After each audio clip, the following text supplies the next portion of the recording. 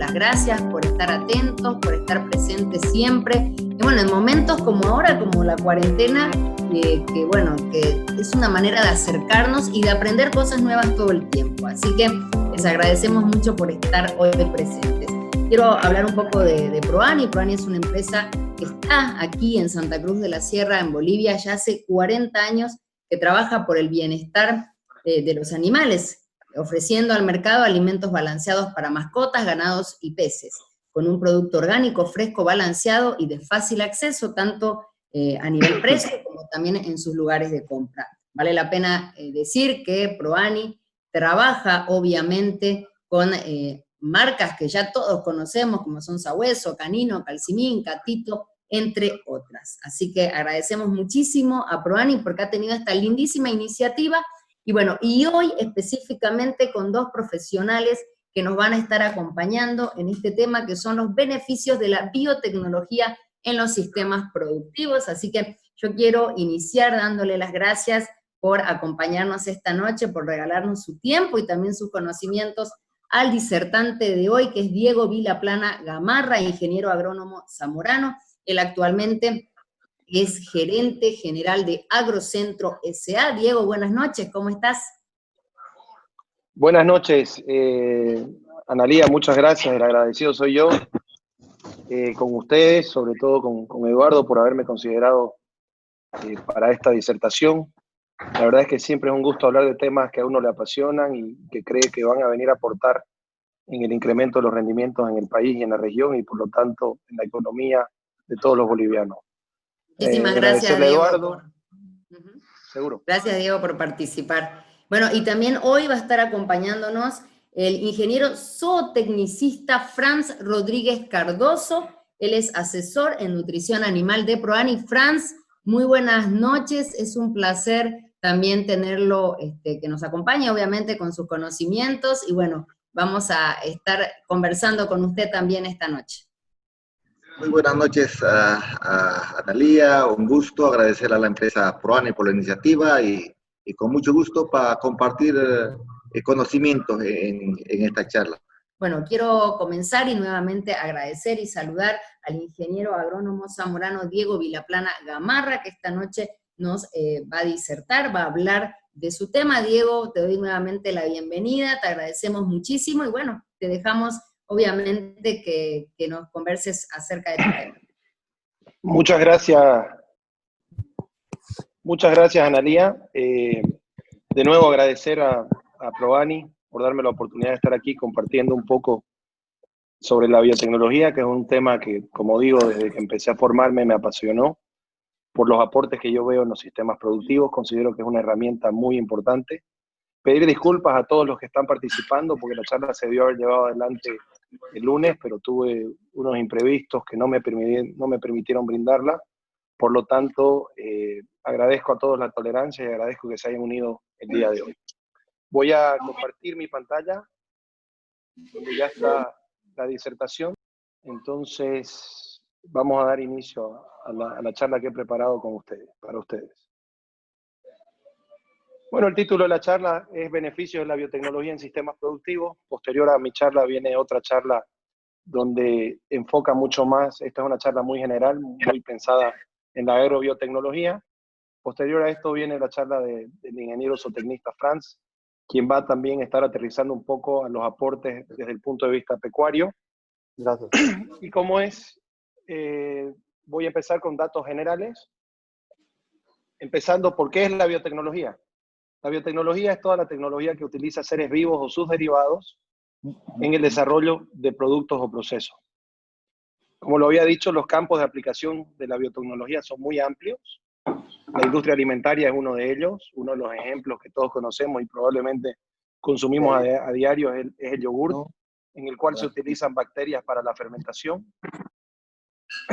Está la biotecnología en plantas, que es donde va a estar muy enfocada esta charla, y también el uso de la biotecnología en animales, por ejemplo, las prácticas de transferencia de embriones, inseminación artificial, fertilización in vitro, son prácticas que están dentro de lo que es el término de la biotecnología. El pan, por decirlo, un producto, la levadura es parte de un producto biotecnológico. Y ni hablar de la medicina y de la actividad agropecuaria, como ya lo mencioné. ¿Qué es la biotecnología moderna? La biotecnología moderna comenzó a principios de la década de los 80, gracias a los avances del conocimiento de la biología molecular de los microorganismos, plantas, animales y otro tipo de microorganismos, y el desarrollo de de técnicas de ingeniería genética. La ingeniería genética es un conjunto de técnicas de laboratorio que permite transferir genes de un organismo a otro. ¿Qué es un gen? Es la unidad biológica que determina las características heredables de las especies. Por lo tanto, todas las características que tienen los seres vivos, sea de fenotipo, que es de genotipo, que es de la genética, se traspasa a través de los genes, ¿no es cierto? Por eso es que se llama genética. Uno tiene el genotipo, que es la parte genética, que mezcla con el ambiente en el cual nos desenvolvemos, se desarrolla el fenotipo, que es la forma en la cual nos vemos, en la forma en la cual performamos. ¿Ok? ¿Comemos genes? Es una pregunta para las personas que no conocen el tema de la biotecnología y la transgénesis. Nos hacemos esta pregunta y esta pregunta está ahí por esto. Cualquier comida que contenga vegetales, cereales o carnes convencionales de origen animal aporta más de 200.000 genes diferentes a nuestra dieta.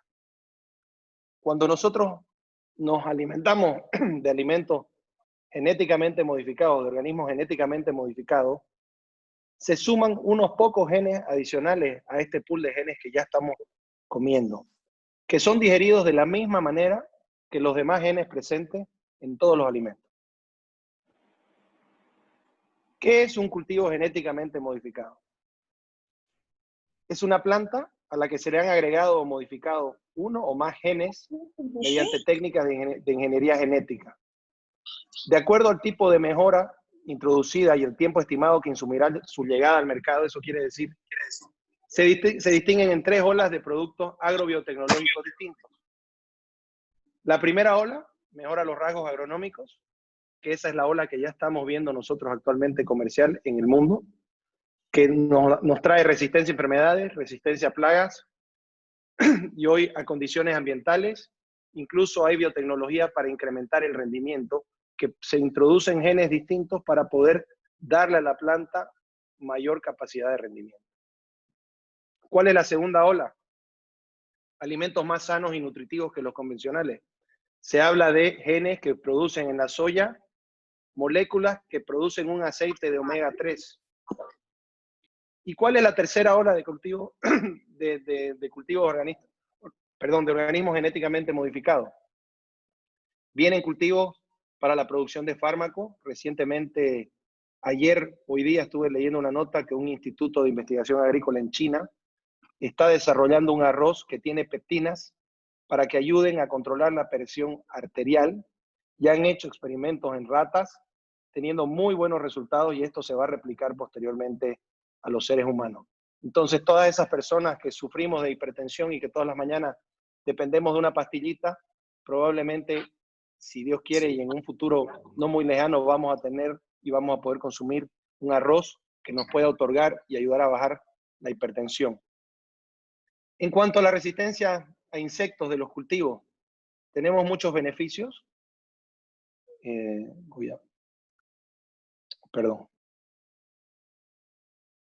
Tenemos muchos beneficios,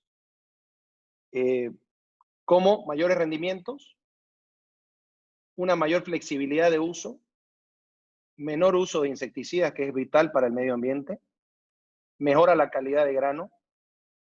Y esto es ¿por qué?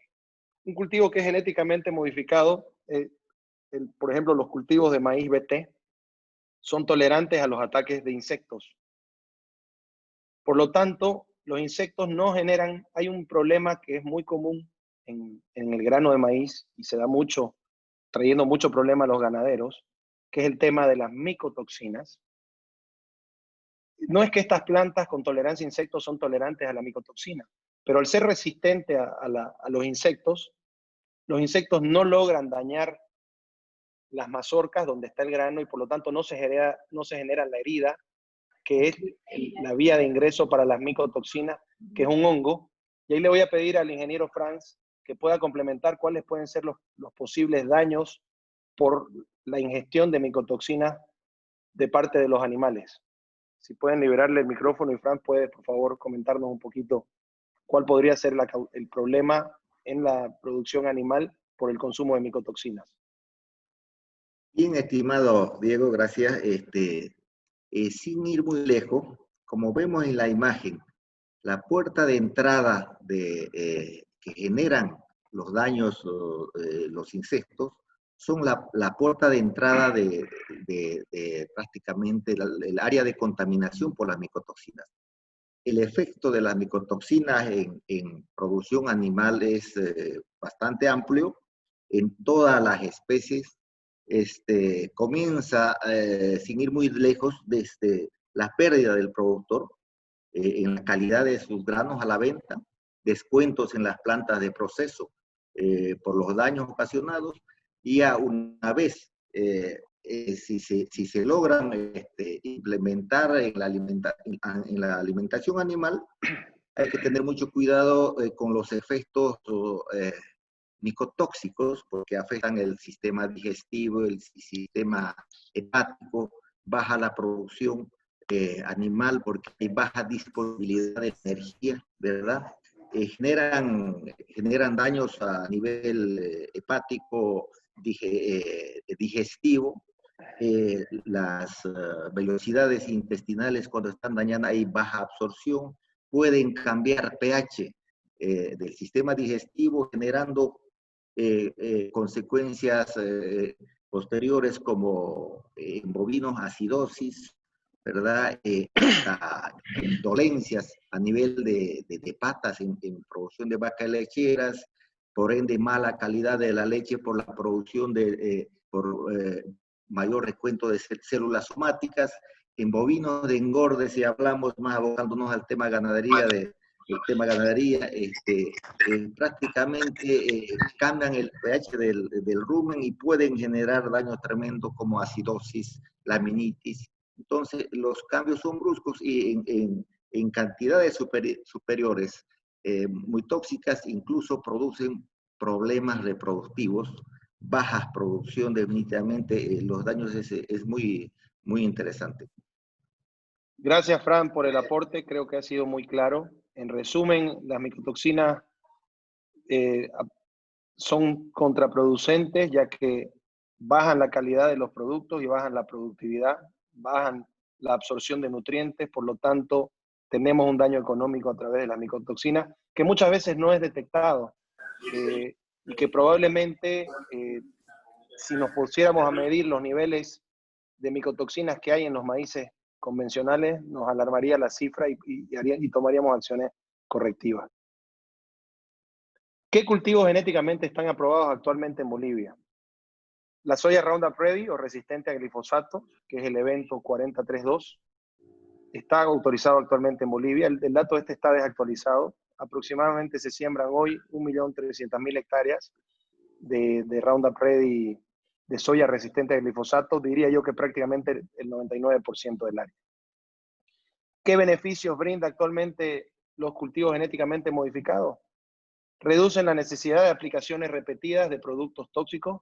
Recordemos que el glifosato es un producto de banda verde, quiere decir que está caracterizado entre los productos menos tóxicos para el medio ambiente, y hay muchos productos que se utilizaban antes en la producción convencional de soya que eran de banda amarilla y banda roja, que son mucho más dañinos para el medio ambiente.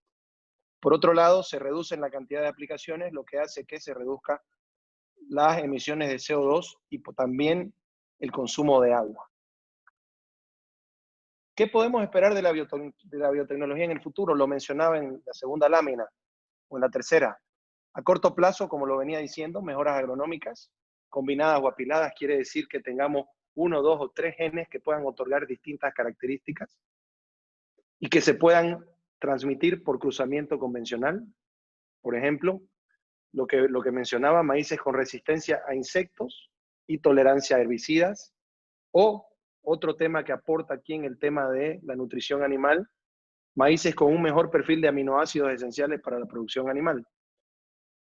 A mediano plazo, cultivos con perfiles de aceite más saludables, lo mencioné al comienzo, la soya que produzca omega 3, cultivos resistentes a sequías y otras condiciones ambientales desfavorables. Quiero decir un término que comparto y que siempre lo converso como agricultor también. Una de las principales limitantes que tenemos hoy por hoy en aumentar los pisos productivos en la producción agrícola en Bolivia no es que los productores bolivianos no sean tecnificados. Como en todas partes del mundo hay productores poco, medio y altamente tecnificados. Pero yo diría que en el nivel medio y alto las tecnologías que utilizamos no tienen nada que envidiar a la Argentina o a Brasil, salvo que aquí en Bolivia no nos permiten utilizar las nuevas generaciones de biotecnología, y eso a la vez lo que hace es que no hayan inversiones fuertes en mejoramiento genético de las empresas que mayores bancos de genética tienen, porque son empresas que están trabajando sobre genética convertida a biotecnología. Por lo tanto, no tenemos acceso a eso. Pero una de las principales limitantes en la producción no es que en Bolivia llueva poco, lo que pasa es que nuestra época de siembra, que va, hablando de la parte agrícola, de octubre a diciembre, y que se cosecha de febrero a abril, hay una distribución muy desuniforme de lo que es el régimen pluviométrico. Si analizamos la estadística, nosotros vamos a ver que el promedio de Santa Cruz debe estar en torno a los 1.100, 1.200 milímetros, pero cuando nos ponemos a analizar el año a año, vemos que la distribución cada año es distinto, lo que hace muy difícil poder hacer simulaciones y por ende no tenemos una estabilidad en la producción.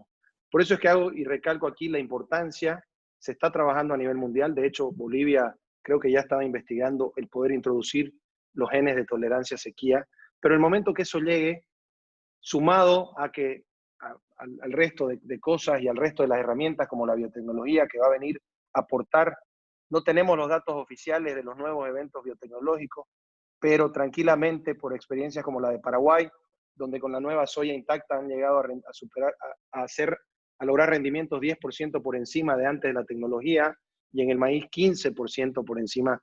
Aquí podríamos hacer cifras de un 7, de un 5% de incremento, y más adelante vamos a ver una simulación que he preparado para ustedes de un escenario como el de Santa Cruz, que se traduce al final en dinero que se va a inyectar, que se podría inyectar a la economía, y es un escenario muy conservador. Entonces, por eso es que me detuve aquí.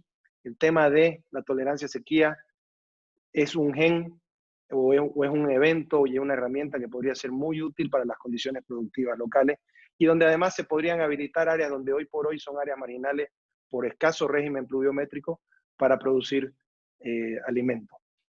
Y a largo plazo, lo que también les comentaba, pensar en vacunas comestibles o en fármacos producidos por las plantas, como les mencionaba del arroz, que acaban de descubrir científicos chinos, que va a venir a trabajar con estos péptidos en la presión arterial. Vamos a hablar un poco de estadísticas mundiales, porque siempre es bueno saber qué está haciendo el mundo, qué están haciendo nuestros vecinos. Hay los cultivos transgénicos en el mundo, los países que tienen más de 1 millón de hectáreas, ahí está Bolivia con 1.3 millones de hectáreas, ahí está La Fuente, que es un instituto, una ONG que busca promocionar la biotecnología. Esta fuente es del 2018, no ha debido variar mucho el 2019, pero lo importante es ver aquí que en el mundo hay 17 millones de agricultores que están haciendo uso de la herramienta, 26 países siembran cultivos genéticamente modificados y se siembra un área alrededor de 192 millones de hectáreas. ¿Cómo está dividido esto por cultivo? El cultivo principalmente sembrado con biotecnología es la soya, seguido del maíz, el algodón y la canola. Probablemente en unos años vamos a ver en estas categorías la caña de azúcar, el arroz. Y esta gráfica la muestro. Ustedes dirán, esta es una gráfica desactualizada. Sí, porque vemos el 2008. Pero convengamos que la biotecnología se lanzó comercialmente al mercado después de 18 años de investigación en el año 98. 96 y 98. ¿Qué es lo importante resaltar en esta gráfica? Que si podemos analizar la curva de adopción en 10 años de la biotecnología, por ejemplo, en Estados Unidos en el 98 habían 20 millones de hectáreas con biotecnología. En 10 años se triplicó. O sea, no es que hubieran habido variaciones muy importantes en el área, sino que la adopción de estos cultivos fue arrolladora y masiva. con Argentina, que es un caso similar, que fue uno pionero en la introducción de biotecnología en Sudamérica.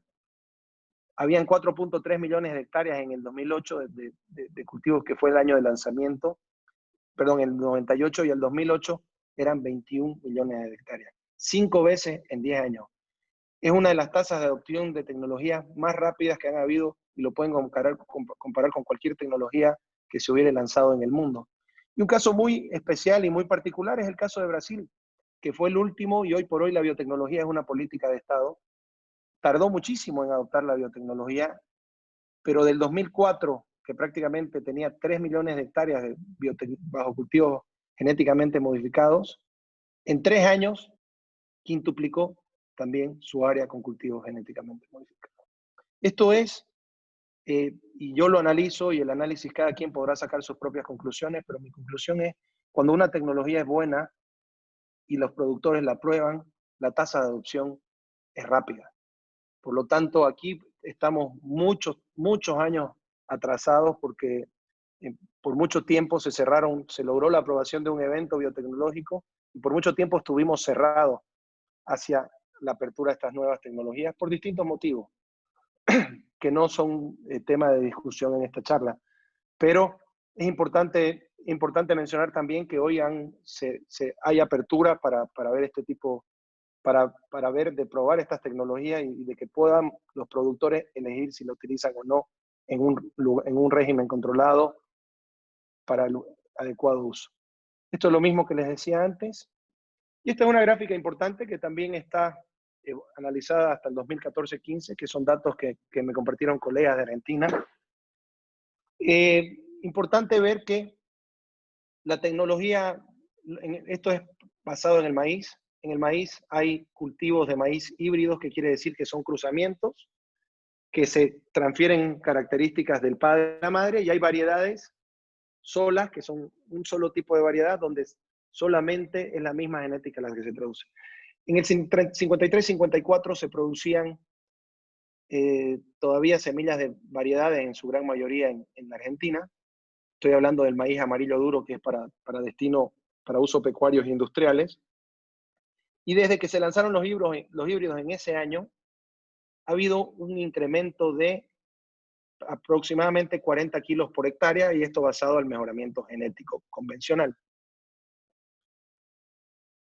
En el año 99 se lanzaron, como les mostraba en la gráfica anterior, 98-99, se le agregaron a los híbridos de genética de maíz que ya venían trabajando bajo el mejoramiento convencional, se le agregó la biotecnología, saltando a tener un incremento de rendimiento interanual o anual de 200 kilos por hectárea. Entonces, eso en el tiempo se transforma en un rendimiento agregado muy importante, y es lo que yo les decía. Aquí estamos más atrasados, pero nunca es tarde para poder empezar a trabajar y disponibilizar esta herramienta para nuestro país. Y esta es la simulación de la que les hablaba, es una gráfica muy sencilla y está basada en los dos principales cultivos biotecnológicos de la región, que es maíz y soya. Estos son datos estadísticos sacados de la CAO y de ANAPO. La media anual aproximadamente, esto varía dependiendo del año y la tendencia de precios, pero más o menos estamos en torno a las 200.000 hectáreas de maíz y 1.300.000 hectáreas de soya. El rendimiento promedio por hectárea en el cultivo de maíz es de 3.2 toneladas y el rendimiento promedio por hectárea en la soya es de 2.1 toneladas. Eso quiere decir que se están cosechando un aproximado de 640.000 toneladas de maíz al año y 2.730.000 toneladas de soya al año. Si simulamos que la biotecnología va a aportar en Bolivia la mitad de lo que ha aportado en Paraguay, por eso les hablaba yo de rendimientos del 15, de incremento de rendimientos del 15 desde que se adoptó en el maíz, y rendimientos del 10% desde que se adoptó la nueva tecnología en soya que le da tolerancia a insectos. Hacemos un cálculo sobre el 7 y el 5%, quiere decir que tendríamos un incremento potencial total de 44.800 toneladas de maíz y de 136.500 toneladas de soya. Si a esto le agregamos que va a haber una tasa de adopción, obviamente no va a ser una tasa de adopción de un día, de la mañana al otro. El productor tiene que ir probando y viendo, pero probablemente aquí pase lo mismo que pasó en el Brasil. Si le sumamos una tasa hipotética de adopción de un 60% de la biotecnología en maíz, que es un cultivo que la pide y que la necesita, se están haciendo hasta 7, 8 aplicaciones de insecticidas hoy por hoy en los maíces convencionales, y de un 30% de esta nueva tecnología en la soya, tendríamos 26.000, prácticamente 27.000 toneladas de maíz adicional y 41.000 toneladas de soya adicional. Si a esto lo llevamos a valor de mercado, el maíz en mayo, y estos son datos de ANAPO, estaba a un valor de $175 la tonelada y la soya a $260 la tonelada. Y multiplicamos por las toneladas adicionales, nos da que estaríamos aportando a la economía $4.700.000 más por concepto de producción adicional de maíz y casi $11 millones más por concepto de producción adicional de soya. Este no es un aporte directo, o sea, no es el único aporte, porque sumado a esto hay aportes indirectos, como que los silos o las plantas de procesamiento de grano van a tener mayor demanda o mayor cantidad de grano para procesar, y va moviéndose todo de manera indirecta, pero sí vale la pena hacer un cálculo sencillo sobre una tasa de flete promedio, porque hay tasas más altas y más bajas, del transporte por tonelada.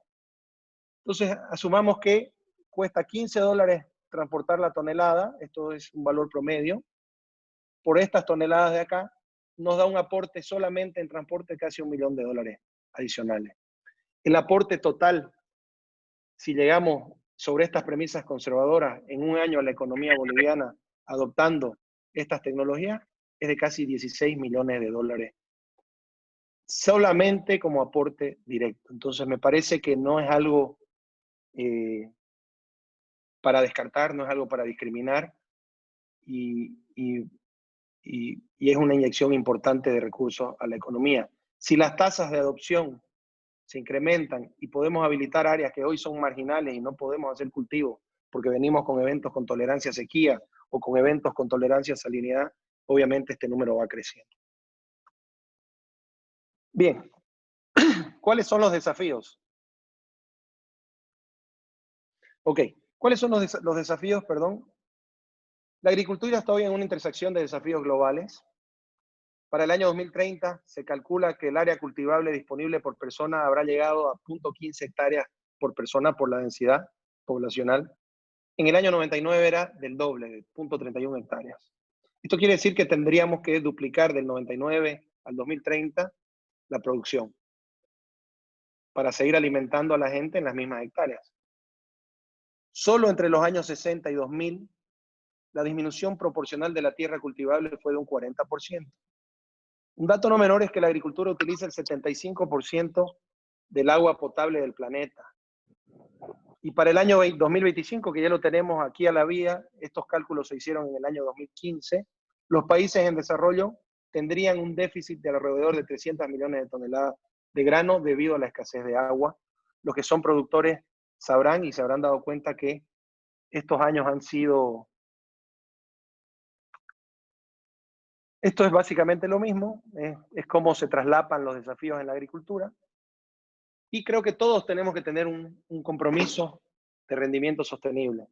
Todos tenemos que apuntar a producir más, a conversar más, a conservar más, y obviamente esto nos lleva, si producimos más y conservamos más, a mejorar la calidad de vida de los productores y de las personas que tienen alimentos de calidad y en cantidad disponible. El compromiso de rendimiento sostenible tiene que estar basado en semillas mejoradas. En definitiva, es todo como una mesa con 3 patas. Tenemos que tener las semillas mejoradas, o sea, tenemos que aplicar la biotecnología en la mejor genética para optimizar los resultados. Y obviamente pensar en las prácticas agronómicas. No podemos pensar en la biotecnología como la única solución o en la genética como la única solución, porque nosotros también como seres humanos interactuamos con las decisiones en las que tomamos. Entonces tenemos que pensar en prácticas agronómicas sostenibles, como la siembra directa, la rotación de cultivos, el uso adecuado de productos químicos, tratar de utilizar los productos de manera no indiscriminada, bien dirigida, e ir mejorando y aprendiendo permanentemente, El apilado de estas tres cosas nos va a llevar o nos puede llevar a incrementos mucho mayores que el aporte que yo les hablaba del 5 y 7%, que es el aporte de la biotecnología per se, en el caso hipotético que planteé, basado en experiencias de países vecinos.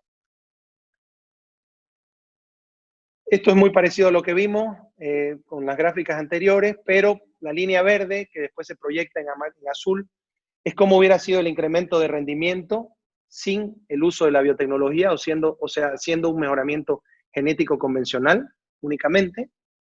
Y la raya rosada es cómo se desprende o cuál es el aporte a ese mejoramiento genético convencional que se viene haciendo de aplicarle genes que le den características deseables, ¿no? Y la raya morada nos muestra el apilamiento de las dos cosas. Esto es más de lo mismo, tenemos que ir de la mano, tenemos que seguir trabajando en las prácticas convencionales y en el mejoramiento convencional para ir aplicando la biotecnología en los mejores híbridos y en las mejores variedades para tener un apilado de aporte que pueda ser mucho más significativo. ¿Qué podemos ver a futuro? Y esto es importante y es interesante. Ya lo habíamos hablado en cierta manera, eventos con tolerancia a sequía, eventos que puedan ser mucho más eficientes en el consumo de nitrógeno y eventos que nos dan resistencia a insectos y a malezas, lo que nos hace aplicar menos productos y ser más eficientes, ¿no? El agua, lo decía, y cuando hablé de Bolivia y de Santa Cruz, del sistema productivo, decía que el mayor desafío que tenemos acá es el agua. Habíamos hablado de la cifra del 70%. Hay eventos que ya se están probando en trigo y en soya, y en maíz también con tolerancia a sequía. Y bueno, después viene la segunda ola, que son oleaginosas con alta densidad de nutrientes, que tienen menor costo de forraje porque van a haber plantas más nutritivas, por lo tanto, con una planta vamos a aportar más, vamos a tener plantas con mayor tenor proteico, se están analizando cultivos genéticamente modificados que incrementan la digestibilidad. Y bueno, como algunas de las cosas para mencionar. Y el tema del gen que les había mencionado, que ayuda a incrementar el rendimiento, porque hace que las plantas puedan tener una mejor fotosíntesis y el grano pueda rendir mucho más, generando mayor biomasa, mayor área para absorción y tener más toneladas por hectárea. Como les decía, tenemos que movernos al futuro. Lo que hoy vemos en investigación, hay muchísimas otras cosas a las que de repente no tenemos ni acceso y estamos viendo solamente la punta de ese bloque de hielo que se ve en esta imagen, reflejado en esta imagen, y lo que viene atrás es mucho más grande y creo que puede venir a aportar muchísimo más. Y rescato una frase del entonces director de la FAO, Jacques Diouf, que en diciembre del 2007 dijo: deberíamos usar y promover la agricultura orgánica. Esta produce alimentos completos y nutritivos y representa una fuente en crecimiento para recaudar dinero. Pero no se puede alimentar a 6 billones de personas hoy y a 9 billones de personas que proyectaban en ese momento, en el 2050, sin un uso juicioso de las nuevas tecnologías. Un uso juicioso. Bien, les agradezco mucho por la atención. Espero haber despejado algunas dudas que puedan haber tenido sobre el tema de la biotecnología y me pongo a disposición para cualquier duda, consulta. Mi correo está ahí abajo. Analía ya explicó cuál es la dinámica de las preguntas y sin más a qué referirme, voy a dejar de compartir mi presentación para poder continuar con esta jornada. Muchas gracias por la atención. Perfecto, muchísimas gracias, Diego. Tenemos aquí en el chat justamente una pregunta de Cristian, que nos dice: querido Diego, en Bolivia actualmente, ¿qué porcentaje de agropecuarios y agricultores tienen implementado estos cultivos? Bien, Cristian, ahí te voy a responder en área más que en número de productores, que es una cifra un poco más difícil de responder. En Bolivia solo está autorizado legalmente el uso de la soya resistente al glifosato. Y te digo, sin temor a equivocarme, que el 99% del área del cultivo de soya es resistente a glifosato. Espero haber respondido tu pregunta. Muy bien, gracias Cristian por la pregunta. Las personas que quieran puedan hacer sus preguntas. Aquí tenemos otras que dice, ¿cómo afecta a cultivos nativos de la región esta tecnología? Es una buena pregunta y lo que les decía es, lo peor que se puede hacer para no proteger los cultivos nativos es no normar y no regular el uso de la biotecnología. Como decía en la presentación, yo trabajo en una empresa que comercializa semilla de maíz convencional y en los últimos 7, 8 años nos hemos visto afectados a nivel competitivo porque ha ingresado la biotecnología de manera ilegal, sin ninguna regulación, y eso sí que definitivamente compromete a los cultivos nativos. Por lo tanto, yo creo que se tiene que desarrollar una normativa adecuada para poder proteger los cultivos nativos y para que las tecnologías puedan convivir. Nada dice que los cultivos nativos no puedan convivir con la biotecnología. Habrá que pensar bien desde el punto de vista normativa, pero lo peor que se puede hacer, como se ha venido haciendo hasta hoy, es no regularlo, que las tecnologías entren por la ventana y que no haya ningún tipo de regulación que limite el uso de la biotecnología, y donde hay zonas que hoy por hoy probablemente hay cultivos nativos y hay productores que han adoptado la biotecnología que ingresó de manera ilegal, y ahí sí que vamos a perder nuestros cultivos nativos si no regulamos esto de una manera correcta.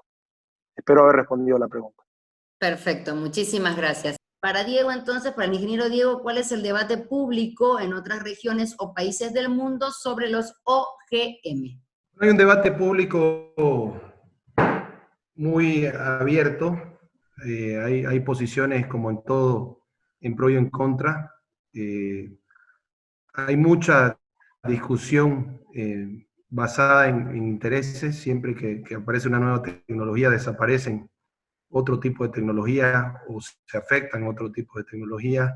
Sí les puedo decir que Argentina, Brasil, Paraguay, que son que son productores líderes a nivel regional y mundial, incluso como Argentina y Brasil, están muy allanados los caminos hacia la adopción de la tecnología, la vienen utilizando hace mucho tiempo. De hecho, en Brasil es política de Estado el desarrollo de la biotecnología.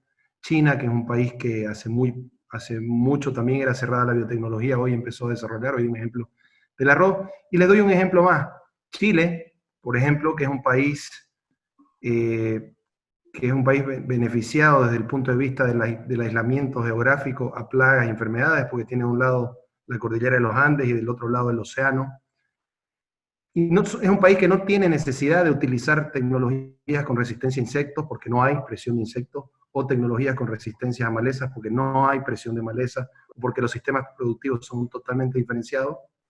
¿Pero qué hacen? Producen semilla transgénica o semilla biotecnológica para exportar porque agrega valor. Por lo tanto, todas las herramientas hay que utilizarlas donde se requiera utilizar. Sería una locura sembrar, salvo que haya algún maíz con tolerancia a la sequía, pero sembrar, por ejemplo, en el antiplano o en regiones donde hay una bajísima presión de plagas y enfermedades o maleza, transgénico. ¿Por qué? Porque no lo necesitan. Por lo tanto, me parece que este debate tiene que ser un debate donde participen los usuarios y obviamente los consumidores, pero que sea un debate netamente técnico y sacarlo política de un lado, la parte política de un lado. Esta es una herramienta tecnológica y se tiene que discutir entre gente que maneja el tema y entre gente que le ve uso a la herramienta. Muy bien, gracias Diego por responder la pregunta. Quedaba una más pendiente de las preguntas que se hicieron en la primera etapa, que son también para el ingeniero Diego, ¿cuáles son las políticas del país para llevar adelante el ingreso de nuevos eventos en los cultivos? Bien, ese es un capítulo que se está escribiendo recientemente, creo que fue antes de la pandemia o empezando la pandemia. El gobierno decía desde un comienzo, lo peor que puede pasar es que una tecnología entre sin regulación a un país, entre sin las pruebas agronómicas donde se validen los aportes de la tecnología, y entiendo que se están escribiendo normativas, entiendo que hay una política macro. Están en proceso de apertura, lo importante es que haya apertura, es importante que esto se regule, que haya un debate técnico, científico por el tema, porque decía, este es un tema científico y no político. En el momento en el que politicemos las cosas, el debate se va por otro lado y las cosas no salen hacia el camino del desarrollo y la prosperidad. Muy bien, muchísimas gracias, ingeniero. Bueno, como les decía entonces, les agradecemos muchísimo por la participación a todas las personas que tuvieron el interés, que ingresaron a la conversación ahora en vivo por Zoom, que dejaron sus preguntas, les agradecemos mucho y obviamente no podemos dejar de agradecer a las personas que hoy nos ampliaron nuestros conocimientos, al ingeniero Diego Vilaplana Gamarra, ingeniero agrónomo zamorano, les actual gerente general de Agrocentro S.A. Muchísimas gracias, ingeniero Diego, por su participación. También, esperen que hay un chat aquí que no vamos a dejar de... Gracias por la disertación, están agradeciendo Julio y Manuel, muchísimas gracias. Éxitos, buena charla, dicen, gracias. Nos agradecen, gracias a ustedes por ingresar. También queremos agradecer al ingeniero zootecnicista Franz Rodríguez Cardoso, asesor en nutrición animal de ProAni. Gracias, ingeniero. Gracias, ingeniero Franz. Héctor también nos escribe, gracias por la disertación. Jimmy también nos agradece, éxitos. Muy bueno a los disertantes, dice Héctor. Muchísimas gracias a Héctor. Y bueno, gracias a todas las personas que ingresaron. Muchísimas gracias nuevamente, ingeniero Diego, ingeniero Franz. Nos despedimos. Hasta la próxima. Y bueno, que tengan muy buenas noches.